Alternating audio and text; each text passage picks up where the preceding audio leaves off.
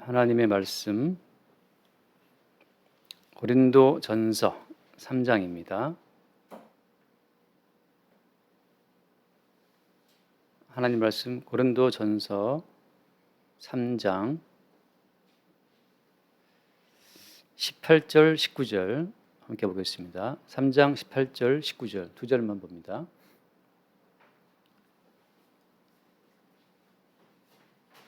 (3장 18절) 아무도 자신을 속이지 말라. 너희 중에 누구든지 이 세상에서 지혜 있는 줄로 생각하거든 어리석은 자가 되라.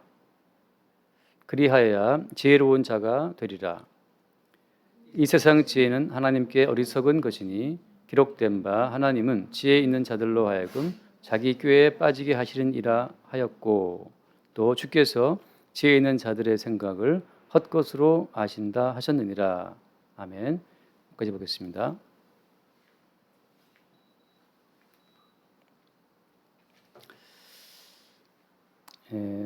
자신을 속이지 말라라고 이렇게 말씀하십니다. 자신을 속이지 말라. 사람은 나서 죽을 때까지 자신을 속이고 인생을 살아갑니다.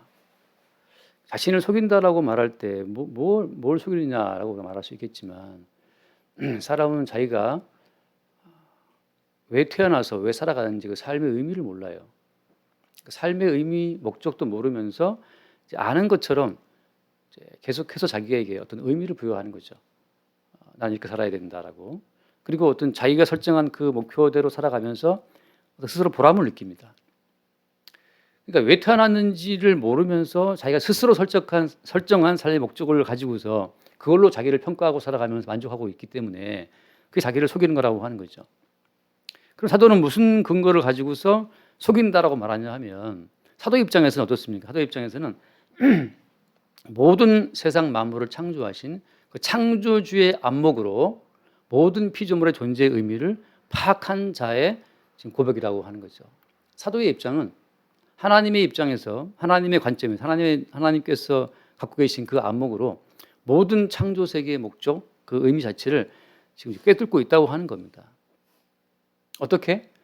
성령으로 말미암아, 그러니까 하나님의 깊은 생각을 통달하고 아시는 그 성령으로 말미암아서 하나님께서 왜 세상을 창조했는지, 왜 지금도 세상을 통치하고 계시는지 그 모든 안목을 사도는 다 알았다고 하는 거죠. 우리가 그 봤다시피 2장 말씀 보면 2장 그 10절에 2장 9절 기록된 바 하나님이 자기를 사랑하는 자들을 위하여 예비하신 모든 것은 눈으로 보지 못하고 귀로 듣지 못하고 사람의 마음으로 생각하지도 못하였다 한 것 같으니라. 오직 하나님이 성령으로 이것을 우리에게 보이셨으니 성령은 모든 것 곧 하나님의 깊은 것까지도 통달하시니라. 이렇게 되어 있죠. 하나님의 깊은 것을 통달한 그 성령을 받고 사도가 보니까 하나님께서 왜 인생을 창조하셨는지, 왜 인생을 허무하게 죄악에 굴복되었다가 흙으로 가게 하시는지 그 모든 과정을 사도가 성령을 통해서 알았다고 하는 거죠. 그러니까 성령의 어떤 가르침을 통해서 지속적으로 우리가 가지고 있는 소박한 우리의 목적과 소박한 우리의 꿈이 계속 깨지는 과정이 없이는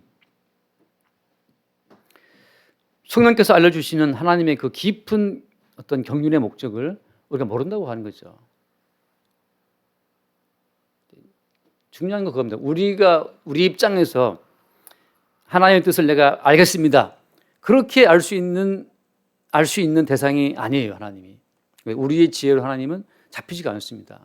그럼 어떻게 아느냐? 어떻게 아냐 하면 바람이 불어와서 우리의 뺨을 치고 갈 때 그때 그 시원함을 느낄 때 바람이 있구나를 아는 것처럼 성령께서 우리를 치고 와서 우리가 세운 그 소박한 계획과 목적과 우리가 보람을 느끼는 어떤 삶의 그런 행위들이 그것이 엉터리다고 하는 사실을 알려주실 때 그때 비로소 우리는 우리의 목적이 아니라 주께서 우리를 지으신 본로의 목적에 눈을 뜨게 되는 거죠.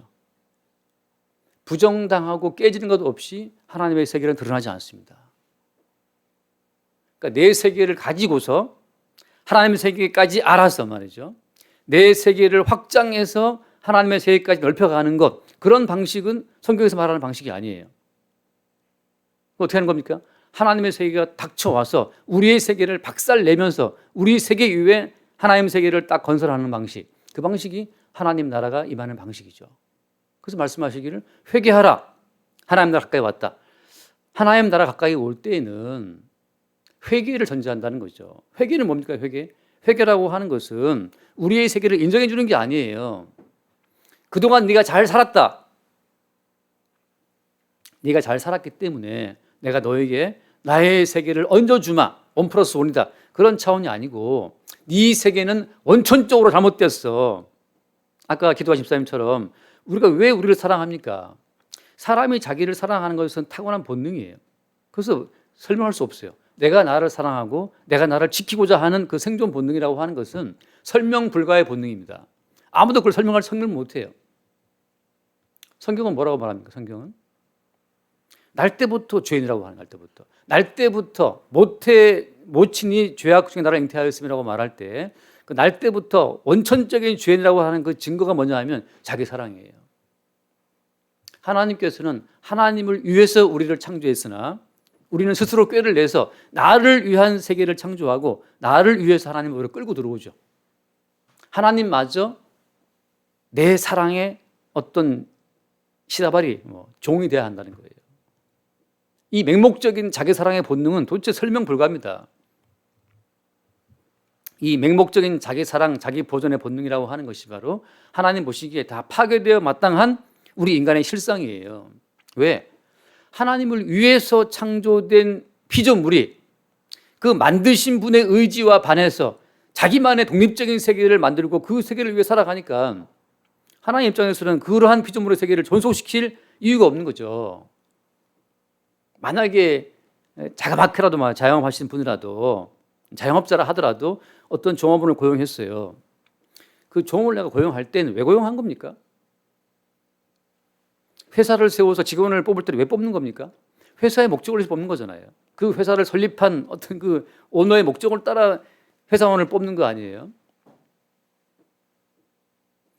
그 사장이 지시하는 그 지시사항대로 하지 않고 거기 들어와서 자기만의 세계를 열심히 하고 있다. 그 사람은 그 회사에 있을 이유가 없잖아요. 당연히 그 사람은 해고돼야 마땅하겠죠. 하나님께서 창조하신 세계 가운데 하나님을 위해서 지어진 모든 피조물이, 특히 인간이죠. 인간이 하나님이 지으신 목적에 관심이 전혀 없고 자기에게만 관심이 있어요.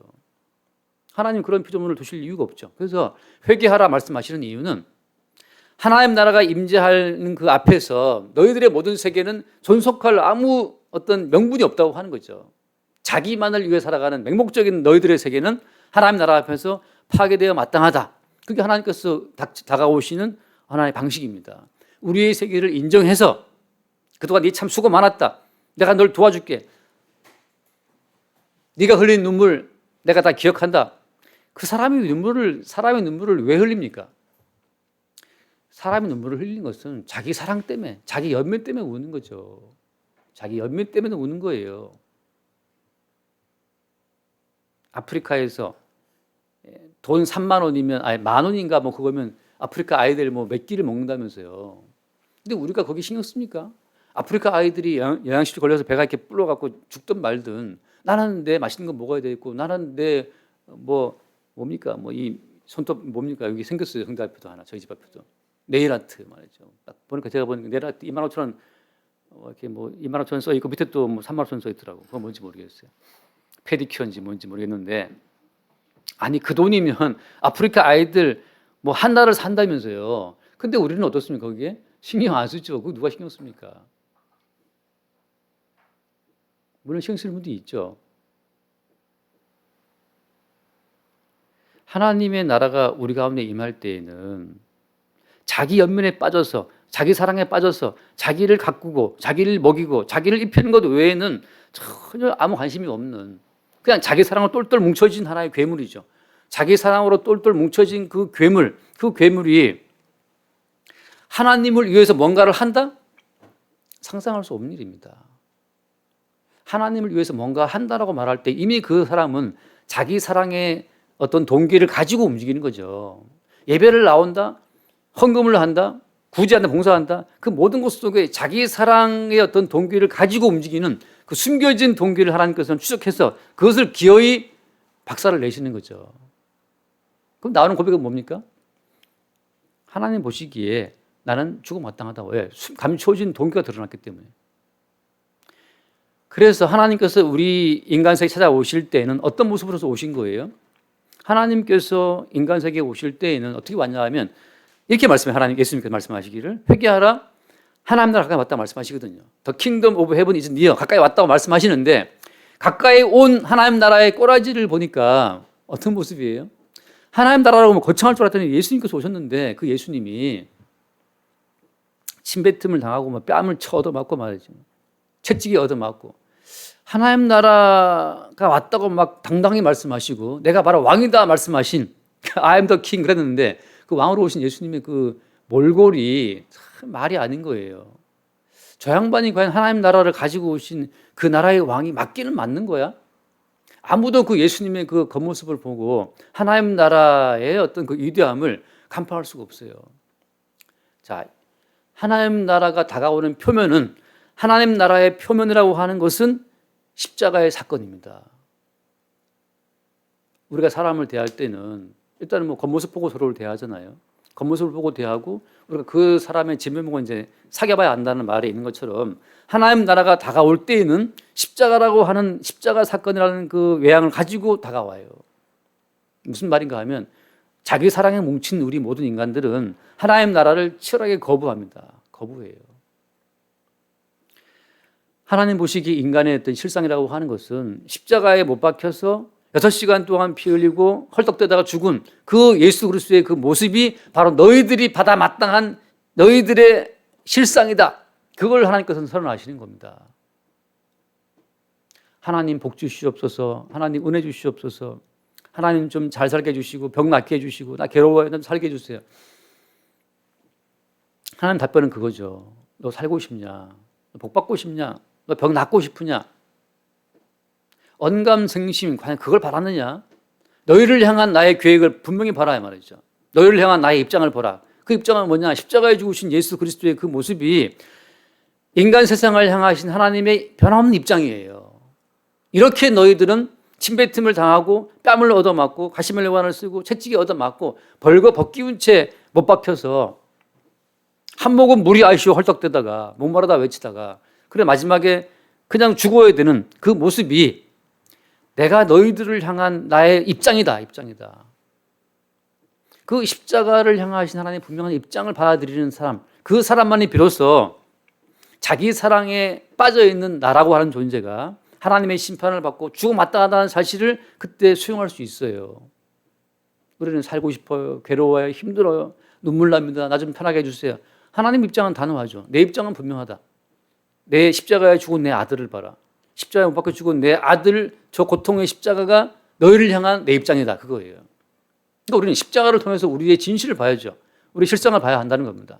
아무도 자기를 속이지 말라 하는 말은 아무도 우리가 하나님께 사랑받을 만한 자격자가 없다는 뜻이에요. 하나님의 구원받을 자격자가 없다는 뜻입니다.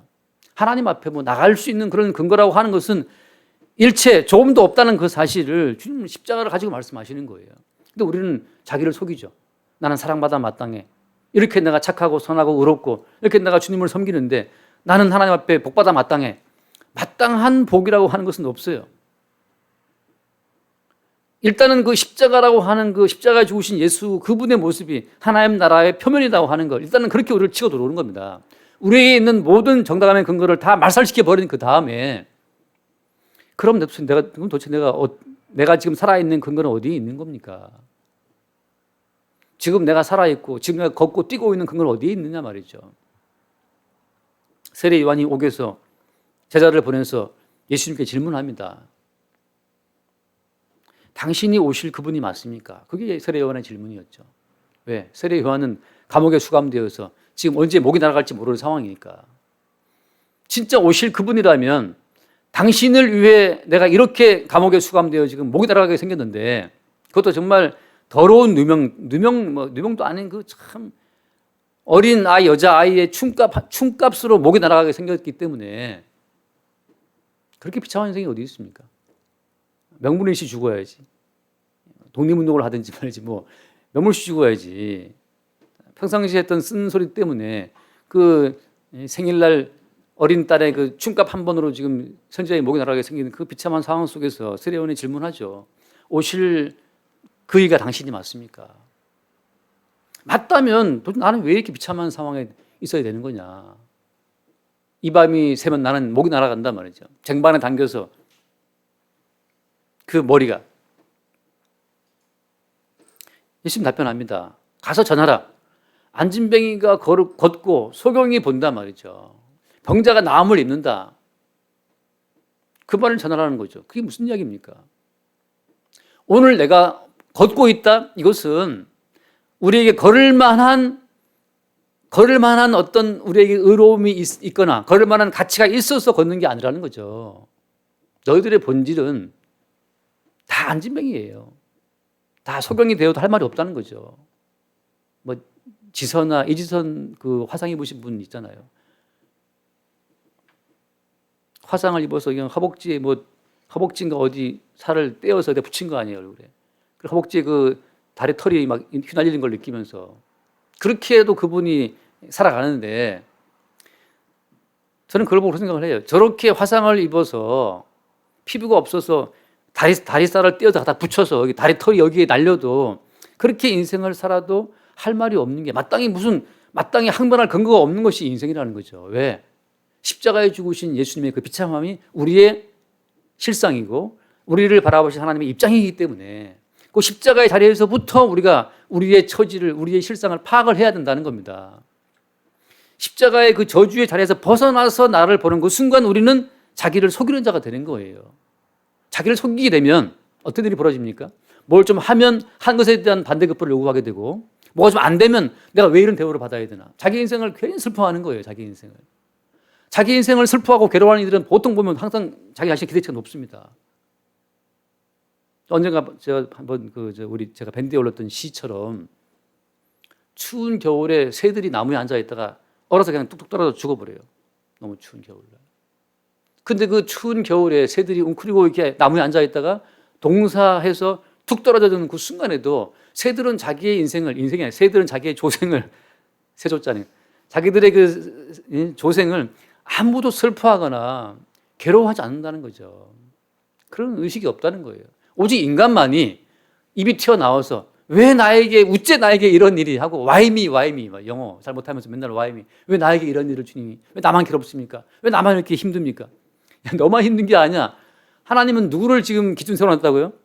십자가에 죽으신 예수를 기준 세워놓고 너희를 향한 내 입장은 주 예수를 바라봐라. 예수를 보라. 그렇게 말씀하시는 거예요. 우리는 못생기게 뭐 슬퍼. 왜 슬프고 눈물 나고 막 인생이 괴로워요. 맨날. 나 괴롭습니다. 하나님 좀 도와주세요. 돈이 지금 10만 원이 부족한데 근데 10만 원 줬어. 하나님 살아계십니다. 그 10만 원 없어갖고 굶어서 말이죠. 얼어 죽은 새처럼 뚝 떨어져 죽는다 하더라도 우리는 할 말이 없는 것이 인생이라고 하는 거죠. 자기를 속이지 말라 이거죠. 자꾸만 자기를 높은 곳에 두니까 내가 주를 위해서 뭐 지난주 봤다 내가 주를 위해서 뭣도 드리고 내가 주를 위해서 무슨 구제하고 11조를 하고 토착하지 않고 불의하지 않고 자 그런 것으로 뭔가 하나님과 이렇게 거래를 시도하려고 하는 거예요. 거래를. 하나님 말씀하신 나이가 지금 거래할 주제가 되냐? 하나님 우리와 겸상하지 않으십니다. 송강호도 겸상 안 하는데 부하더라고. 주님 우리가 겸상하시겠어요? 내가 앞에 짱깨집 있더라. 짱깨 먹어. 짱깨라고 하는 짜장면집이 있단 말이죠.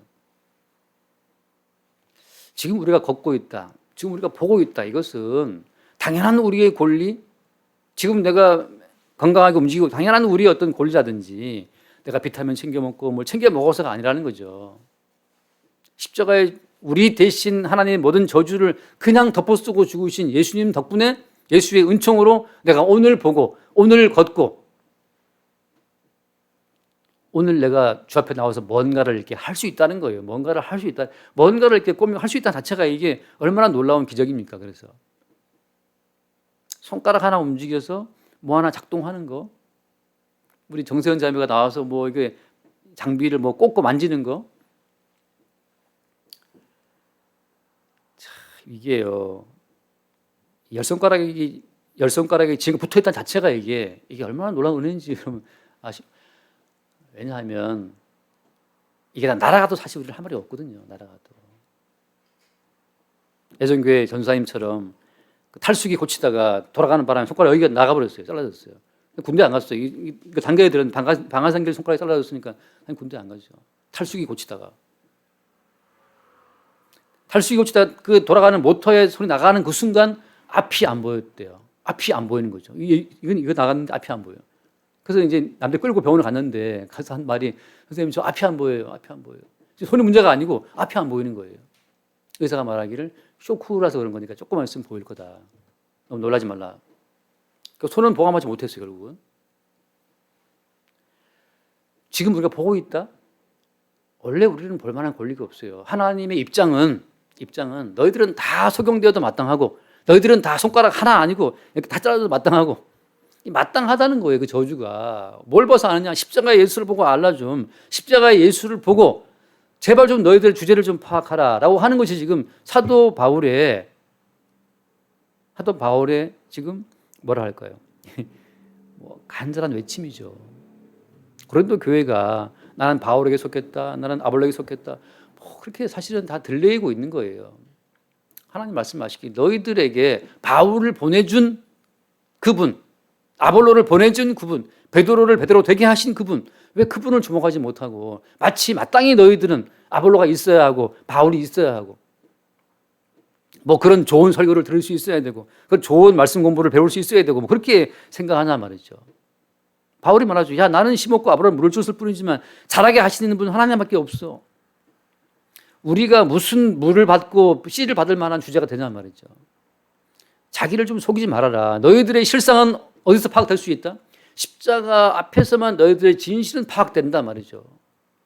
십자가를 벗어나서 사랑받아 마땅하고 존중받아 마땅한 그 자리에 자기를 세우는 순간 자기를 속이는 거예요. 자기를 속이는 거예요. 그 자기를 속이는 데서부터 수없이 많은 종교적인 만용이라 그럴까요? 만용. 종교적인 어떤 그 까부는 것들이 나와요. 까부는 것들이. 예수 믿으니까 우리는 이거 할 수 있고 저거 할 수 있고. 예수 믿으니까 우리는 뭐 할 수 있고.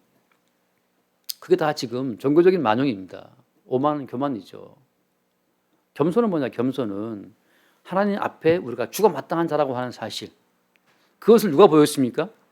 빌립보 2장에 말씀하신 것처럼 예수님께서 자기를 비워 종형체를 입고 이 땅에 와서 어떻게 했어요?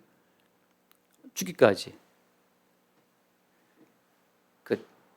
죽기까지 복종하신 그 복종하심이 그것이 주님의 겸손이잖아요. 겸손이라고 하는 것은 그냥 조용히 죽는 거예요. 뭐 이렇게 말이 많아. 할 말 다 했느냐. 그럼 이제 죽는 거죠. 물론 목사님은 그럼 할 말 없습니까? 저도 할 말이 맨날 불만이 많고 할 말이 많고 저도 할 말이 많아요. 항상 제 자리를 높이 두고 있으니까. 아니 십자가 앞에 나를 두는 순간 다 도망갔잖아요. 베드로도 부인하고 도망가고 유다도 팔아먹고 도망가고 아무도 없는 그 자리, 홀로 남은 자리잖아요. 근데 주제를 모르고 나는 뭐 딸에 4명이 있고 뭐 교인이 그래도 뭐 핵심 교인이 몇 명 되고 이렇게 높이고 있고 나도 방송 장비도 있고 말이죠. 이제 뭐 유튜브도 하고 뭐 자기를 속이지 말아라. 자기를 속이지 말아라. 내 딸의 아빠 뭐 대학을 나왔고 대학원을 나왔고 교인이 몇 명이 있고 이제 헌금이 조금 뭐 좀 숫자가 좀 올라갔고 이런 전혀 모르는 외부 분도 목사님 제가 밴드에서 보니까 이제 헌금이 좀 많이 올라갔더라고요. 막 그분이 막 기뻐하시더라고요. 우리 교회 나오는 분도 아닌데.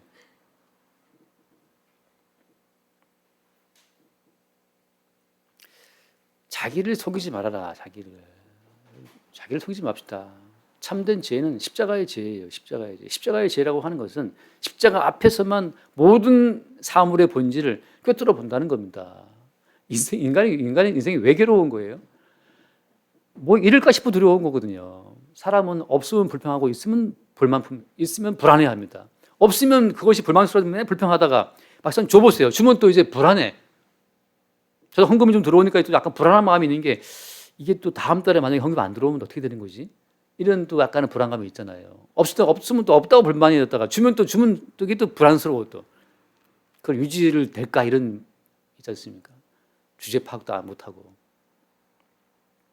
그래서 지금 제 말을 하는 게 아니에요. 목사님 그걸 할 말 없으니까. 제 개인의 말을 하는 것이 아니고 주께서 우리에게 하신 말씀은 정목사든 해화동 교회 모든 교회들이든 누가 상관없어요. 모두가 다 마찬가지죠. 자기를 속이지 말고 동일하게 예수의 십자가 앞에서 우리의 진실을 보자고 하는 겁니다. 그 뒤에 나온 말씀이 뭡니까? 자기를 속이지 말라. 너희 중에 누구든지 이 세상에서 지혜 있는 자 줄로 생각하거든 어리석은 자가 되라. 이게 무슨 얘기입니까?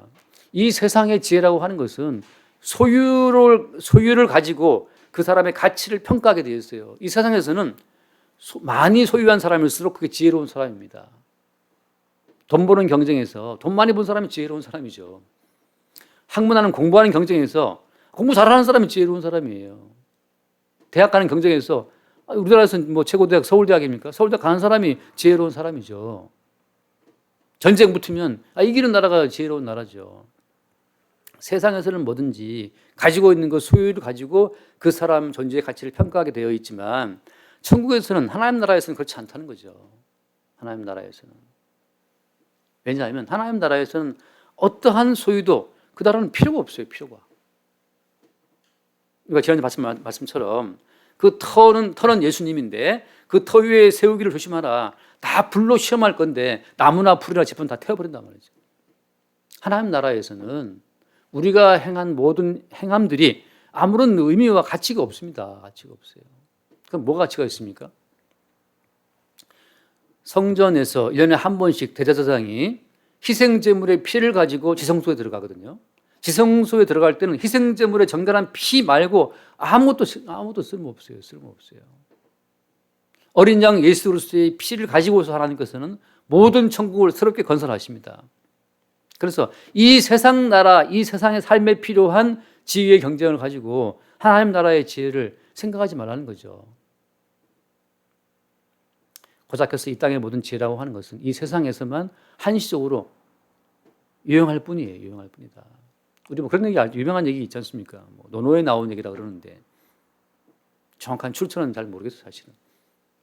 어떤 선비가 과거 시험 보러 가는 길이었는데 나룻배를 타고 강을 건너가는데 사공하고 주고받는 대화죠.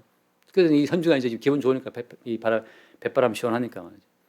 그래서 사공 너는 논어를 아느냐라고 물어봤어요. 논어를 아느냐? 사공이 제가 고등어도 알고 연어도 아는데 논어는 모르겠습니다. 선비가 말하기를 참 세상 사람 맛을 진짜 모르는구나. 근데 너 공자는 아느냐? 자, 우리 옆집 순자는 알아도 공자는 모르겠습니다. 넌 참 세상을 헛살았구나. 그래서 근데 너 천자문은 알아? 그랬더니 저 천자는 모르고 한 내 이름 석자는 안다. 참 너 참 딱한 인생이다. 근데 잠시 후에 갑자기 바람이 불어와서 배가 뒤피게 생긴 거죠. 바람이 흔들거리니까 사공이 물어 선배님 근데 수영할 줄 아세요? 나 수영 못해. 지금 배가 집어 죽는 마당에 논어 뭐 공자 천자문 무슨 소용이냐고.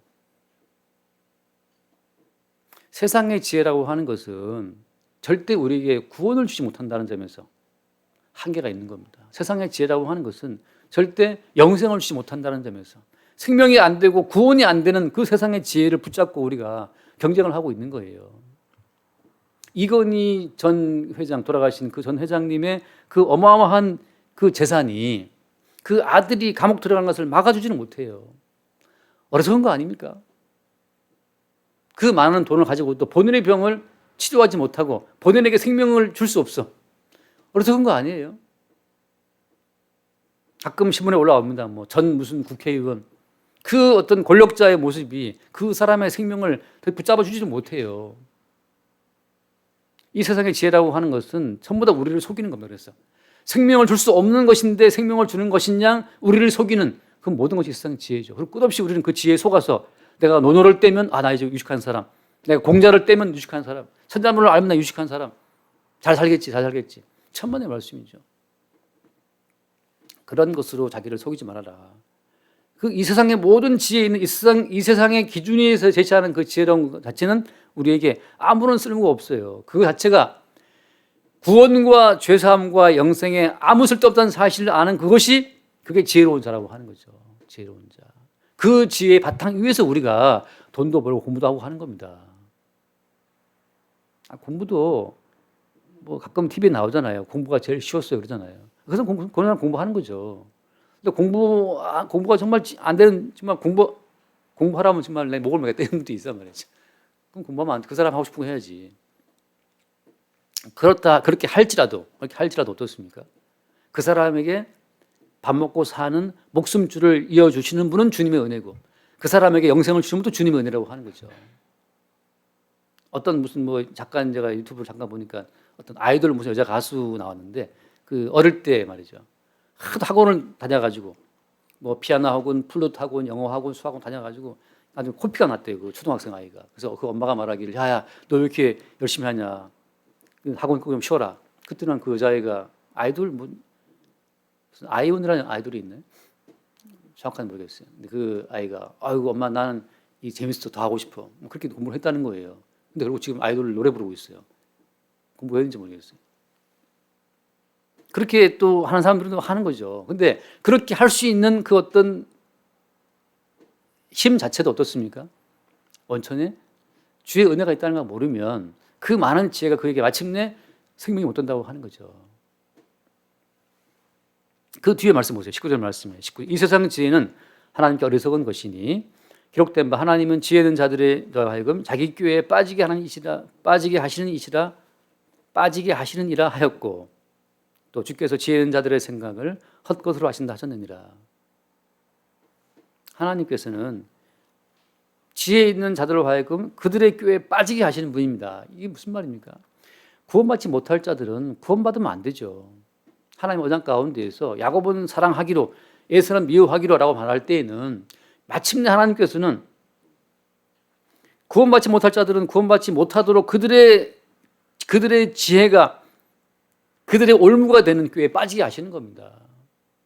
그래서 명예를 추구하고 권력을 추구하고 온갖 지혜 동원해서 이 땅에서의 어떤 아름다운 삶을 추구하지만 그것에 걸려서 그들은 마침내 영생에 이르지 못한다고 하는 거죠. 우리가 지금 쭉 말씀을 볼 때 이 말씀 흐름 가운데 어떤 말씀이 지금 올라오고 있는 겁니까? 신령한 자들, 어린아이들을 대한다고 욕심에 약한 자들을 비교하면서 결국 세상의 가치 기준을 가지고 교회에 들어오는 자들을 지금 바울이 경계하고 있는 거잖아요. 이 땅의 모든 기준이라고 하는 것은 이 세상에서의 어떤 가치 경쟁이란 말이죠. 이 세상에서의 가치 경쟁에서 뒤떨어지면 사람들이 본인을 패배자로 생각하고 앞서 나가면 뭐 굉장히 생각하고 있는데, 우리 주님께서는 어떻게 하시는 분입니까? 나중된 자를 먼저 되게 하시고 앞서 있는 자를 나중되게 하시는 분이란 말이죠. 앞서 있는 바리새인들과 서기관들의 그 경건 자체를 버려버리시고 자기가 죄인이라고 고백하는 세리를 구원하시는 분이란 말입니다. 이 세상의 지혜가 평가하는 모든 가치 기준들을 다 뒤집어 버려요. 누가 여기서 세상에 속해 살면서 스스로 자기의 의지로 세상 가치 기준을 벗어날 자가 누가 있습니까? 돈의 경쟁, 누가 벗어날 수 있어요? 아무도 벗어날 수 없어요. 지금 중요한 포인트는 또 하나 이겁니다. 이 말씀을 듣고 나 속이지 말아야지. 나는 십자가로 나를 바라봐야지. 잠깐 그럴 수는 있지만 밖에 나가는 순간 또다시 우리를 흔들릴 수밖에 없어요. 이거 뭐 어떻게 하란 말이냐. 주님의 성령께서 바람처럼 역사하지 않으면 아무도 주님의 구원에 들어올 자가 없고 아무도 주님의 지혜 가운데 살 자가 없다는 사실을 우리가 또 한 번 새롭게 발견하는 겁니다. 말씀을 듣고 또 잊어버리시는 거예요. 어떠한 지혜도 우리가 소유할 수 없어요. 하나님의 지혜는 소유하는 순간 굳어버리고 썩어버립니다. 우리가 왜 모으기를 힘써야 되는 겁니까? 그 모으기를 힘쓴다고 말하는 그 의미를 또 많은 분들이 좀 헷갈려 하는데, 힘쓰다고 하는 것은 모일 때마다 우리가 십자가의 말씀이 우리에게 발산됨으로 말미암아서 우리가 또 한번 새롭게 구원받은 우리의 본래 취지를 새롭게 일깨우는 거죠. 구원을 소유하거나 구원을 얻어보자든지 그런 차원이 아니고 이미 받은 구원의 그 실상을 다시 한번 드러내는 것이 우리가 모여서 함께 예배하고 말씀을 나누는 그 취지가 되는 겁니다. 이미 우리에게 주어진 구원 자체를 새롭게 발견하는 것. 내가 받은 구원은 이런 것이었구나. 그 앞에서 어떻습니까? 그동안 내가 붙잡았던 헛된 모든 가치들을 다 던져버리는 거죠. 이게 아무것도 아니었구나를 새롭게 발견하는 겁니다. 그러면서 어때요? 이 가장 귀중한 생명을 당신의 목숨 바쳐서 허락하신 주의 은총을 새롭게 발견하고 그 은혜를 찬미하는 것, 그것이 예배의 순간이에요. 예배의 순간. 예배의 순간. 많은 우리가 모일 때마다 우리가 항상 빠지는 함정은 뭐냐 하면 복음을 듣고 또 율법처럼 생각해서 이 모든 복음을 율법화해서 받아들여서 그것을 내가 실행하려고 한다는 거죠. 만나는 매일 먹는 것처럼 주님은 항상 우리를 새롭게 말씀의 현장으로 이끌어 가심으로써 매 순간 우리를 십자가 현장에 세우시고 매 순간 우리를 십자가의 은총으로 주어지는 그 은총 속에 살고 있다는 진실을 우리에게 알게 하시는 겁니다. 그게 성도의 기쁨이에요. 매 순간 우리는 하나님의 진노 앞에 십자가에 죽으신 예수님과 함께 파괴됩니다. 말살되는 거죠. 나는 죽어 마땅하고 나라고 하니 견고한 자는 깨져야 마땅하고 나는 소경되어야 마땅하고 안진병이 되어야 마땅하고 나병 환자가 되어야 마땅한데 내가 오늘 이처럼 있는 것은 십자가에서 나병되어 마땅한 그 질병을 대신 가져가신 주의 은총, 죽어 마땅한 형벌을 대신 받으신 주의 은총, 그 은총을 발견하는 그 속에서 우리가 예수님의 살과 피에 참여하는 주의 백성과 자녀가 되는 거죠. 여러분, 참된 지혜는 그래서 십자가에 죽으신 예수님만이 참된 지혜입니다. 말씀 읽고 마치겠습니다. 앞에 있는 말씀 고린도전서 1장 22절 1장 20절부터 다 같은 맥락입니다. 지금 하나님의 지혜에 있어서는 이 세상이 자기 지혜로 하나님을 알지 못하므로 하나님께서 전도에 미련하는 것으로 믿는 자들을 구원하시기를 기뻐하셨도다. 유대인은 표적을 구하고 헬라인은 지혜를 찾으나 우리는 십자가에 못 박힌 그리스도를 전하니 유대인에게는 거리끼는 것이요 이방인에게는 미련한 것이로되 오직 부르심을 받은 자들에게는 유대인이나 헬라인이나 그리스도는 하나님의 능력이요 하나님의 지혜니라. 이것을 사도 바울은 지금 계속 반복적으로 이야기하고 있는 거예요. 도대체 지혜가 뭐냐? 지혜라고 하는 것이지. 자기를 좀 속이지 말아라. 너희들은 십자가에 죽으신 예수님 앞에서 죽어 마땅한 자고 지금 너희들이 존재하고 있는 것은 십자가에서 대신 형벌받은 주의 은총 때문이라는 그 사실을 아는 것이야말로 그 사람의 말로 하나님의 참된 지혜에 접촉이 된 사람이 연결된 사람이에요. 내 삶의 근원이 십자가에 죽으신 예수의 피에 있다는 사실을 아는 자들이 그 자들이 진정 영원한 지혜를 받은 사람들입니다. 이 땅의 한시적인 지혜, 그런 게임처럼 오락처럼 그냥 누리세요. 이 땅의 한시적인 지혜, 영어 공부, 수학 공부, 이 땅에 있는 어떤 게임처럼 그냥 누리시면 즐기시면 되는 겁니다. 그러한 수학이라는 게임, 영어라는 게임, 또 돈 버는 게임, 시험 보는 게임, 그것도 주께서 주신 그 은총에 기반해서 허락된 어떤 선물들이라는 사실을 알고 우리는 그걸 누리고 또 사용하고 즐기는 거죠. 매 순간 주님의 지혜에 눈뜰 수 있기를 바랍니다. 기도하겠습니다. 하나님 아버지 감사합니다. 십자가 앞에서만 우리의 본질과 우리의 실상을 파악할 수 있도록 늘 그 하늘의 지혜를 우리 가운데 공급하여 주옵소서. 우리 주 예수 이름으로 기도드립니다.